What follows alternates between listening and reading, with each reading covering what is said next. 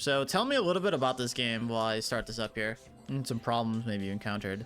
A problem that I encountered watching it back as I was recording is I definitely tunnel vision for kills themselves as opposed to getting space or just defending my tower. Just taking unnecessary damage, it feels like. I feel like that was probably like my main problem. Half the time, I don't know if I'm doing the right thing in fights as well, like focusing the right people, whatever it may be. It just felt like a little frustrating. Okay, so you said that you're tunnel visioning for kills, and you're not sure if you're doing the wrong or right thing in fights. Why do you think you're tunnel visioning for kills and whatnot? I think it's just because I'm new and just because I like think of this or kind of play this more as a shooter as opposed to making decisions in like a MOBA mindset, if that makes sense. Yeah, that makes sense. Coming from Call of Duty, Marvel Rivals, CS, all this stuff.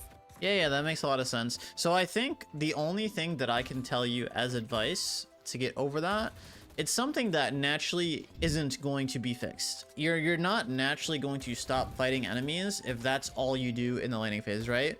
You have to do something external in order to prevent yourself from doing that. So one method and one tip that I have for you to stop these habits, if there's something that I want to improve on and I want to focus on, and this sounds a little silly, but it actually helps me a lot. And I do this, so like, you know, I'm a competitive player for this game, and like it's valid for me. So what I would recommend doing is set time aside for when you're playing Deadlock, where it's like, okay, in this 2-hour block, I'm gonna do this. And like, whether you write on a sticky note, put it on your phone, put it on a notepad on the side of your second monitor or something like that. That's what I do. On my second monitor, I'll have a notepad that says, do this thing. So when I look to my second monitor, I'm visually reminded by like what is literally on my screen on the right side. So you set time aside and be like, okay, in these games, I'm going to not fight as much.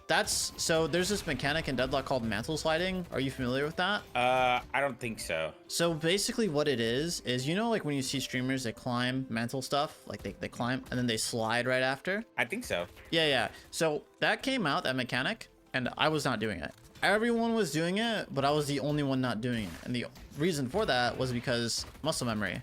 Like, I didn't have the muscle memory for that mechanic, so I was just never doing it. But it was super advantageous to do it. So my teammates were like, yo, you need to start doing this shit. I was like, okay, bet, I'll start doing it. So what I did is like, I went into the practice tool, started mental sliding, had a notepad on my side of my screen, mental sliding. I went into the games, mental sliding. And I just thought about mental sliding until it became muscle memory, and I just did it permanently. So I think with your tunnel visioning for kills, there's nothing that I can tell you that will make you stop doing it. I can give you the facts. I can show you that you're dying. We can look at you dying. But at the end of the day, what's gonna make that change happen is like you doing it yourself, you not tunnel visioning for kills. Does that make sense? Yeah, this game was probably like 3-4 days ago. As of the past few days, I've been really playing 7, and there I am definitely a lot more passive because I can just get like farm from afar. That helps a little bit. What is your goal when it comes to like this game? Do you want to learn and be really good, or like what is your goals?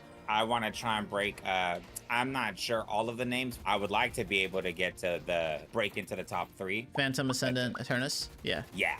Okay. So my recommendation for you, when you play this game, how many games a day do you play? A lot or a little? I'd probably play like 3-4 hours a day. Okay, so when you play these games, you need to make sure that like you're going into these games with like strong, like serious, like things to focus and work on. So like when you start Deadlock and you start playing today, go in with these games with the mindset to like not tunnel vision for these kills. Like have a plan and objective, like a learning goal for the day when you play. I think if you do that, that's gonna help you improve a lot, because like identifying and talking about these mistakes that you're making are important, but at the end of the day, it's like actually implementing them, and how you implement them is really important as well.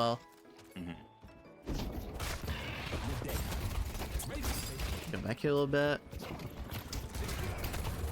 Why? Let me ask you, do you remember why you were fighting here? I couldn't. I think this is one of those instances where I just like I said, I really tunnel visioned. Like I think you're strong. I think you could win this fight, but like I don't think there's a reason to. I just think agree. you're kind of fighting to fight. Like, you get the kill, but cool. You should go spend your money and then clear the wave and then maybe fight later. That's how you should be thinking. You're smarter. So like, if you just play the game with macro and whatnot, like you're just gonna win based off that. These fights are the only way that like Giving him a chance. Exactly. Exactly. This is a chance. And like, you literally lose the fight because of that. You literally lose the fight because he parries you. So like, you punch again, he parries, oh, fight's over. And that's it. You're done. I don't know if you know this, but when you get parried, you actually take more damage, by the way. So when you get parried, you take like 20 or 25% more damage. I'm not sure, but that 1v1's over at that point. Yeah, that's GG's at that fight.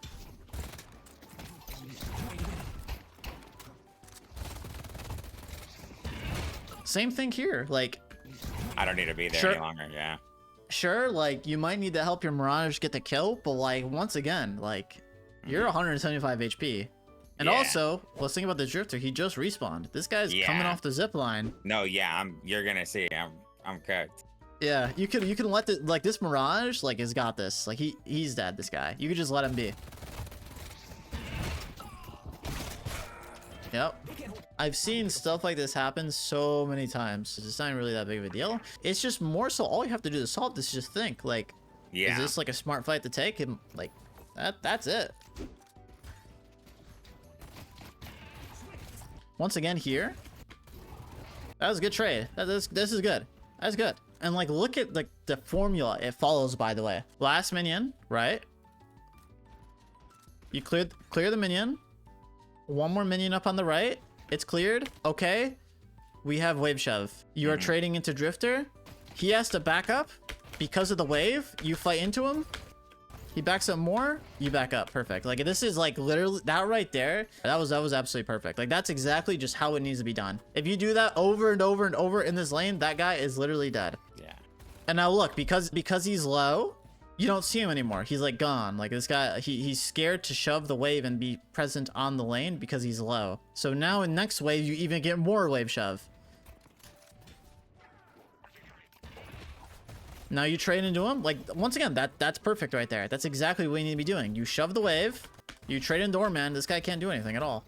And look, you win the lane that quickly. When I say those 2 instances, or those 3 instances, or whatever, were absolutely perfect, it's no coincidence that when you play the game perfectly, you win the lane like that quick. This lane could have been over 5 minutes ago if you just were doing this before. I have a question now that we're kind of at this point. What is the next move after I get my first tower? Do I keep shoving? What's my next move? I don't really know where to go from here. Here, what you can do is you have a few options. It's very situational. So I'm going to lay out a few things. So let's say you have 5 farmers or 6 farmers on your team. If everyone is farming and looking to be the carry and no one is playing the actual game, you're just going to lose the game, right? So you kind of need like people to do things. So that's one thing I want to make clear. Now, what you should do with that in mind is there's a few things you can do. You can play for yourself, get really fed. You can play to break all the other guardians. Sometimes, and because I'm a carry player, and like when people see me, like they know like my role, I just sit in the side lane, I farm, take all the camps, and then carry them into late game. Because I know that the other person with me, for example, in this case, it'd be the Mirage, would like play the map for me. So there's a lot of things that you can do. What I would recommend for you to do is I would do exactly this if I was in your situation. I would tell the Mirage to take this lane solo as Billy. Well, as Billy, I would tell Mirage this. I would TP to the other side of the map, steal these resources, like in the video that you watched that I talked about. And then after you steal the resources and you spend your bag, you play to destroy these towers and also steal more resources as you're doing so. I would also get these buffs while doing that. And we're TPing to the other side because the other side has the double centers? There's 2 things to gain from TPing the other side. First, if let's say we have a person here, let me draw a little stick man. Say we have a guy here and a guy here. This is like you. When you're here, you have access to Guardian 1 and Guardian 2. When you're here, you have access to Guardian 1 and no Guardian at all. These walkers are too hard to take this early on into the game. 10 minutes. You're not taking a walker 10 minutes unless they literally give it to you. So this lane here, there is nothing to do in this lane other than to defend. Nothing to attack, right? Okay. So the lanes in which you need to attack are here and here. So TPing to the other side of the map solves 2 problems. Or it doesn't solve 2 problems, it does 2 things.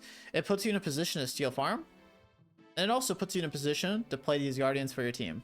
So this is a very specific answer, and it's not like what you're going to want to do every game because it's very dependent on the state of the game.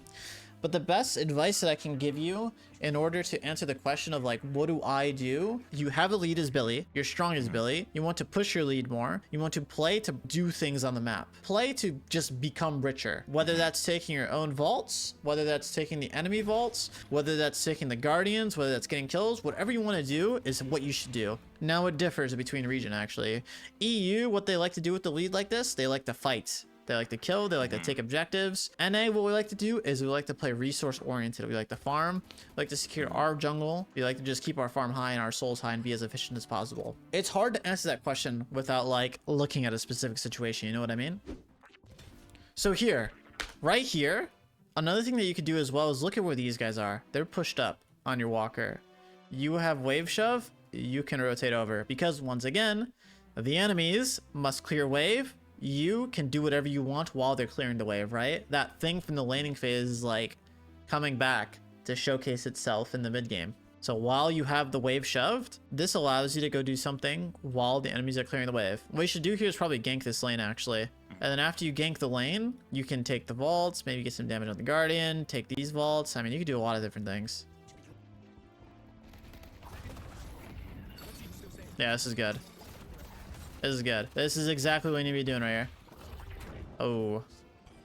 Yeah, the problem is, once again, this Mirage is, like, leaving the lane. The advice that I can give you is gonna, like, be dependent on how your teammates are playing. Your teammates are basically right now playing a little horrible. Like, this Mirage should be, like, not here.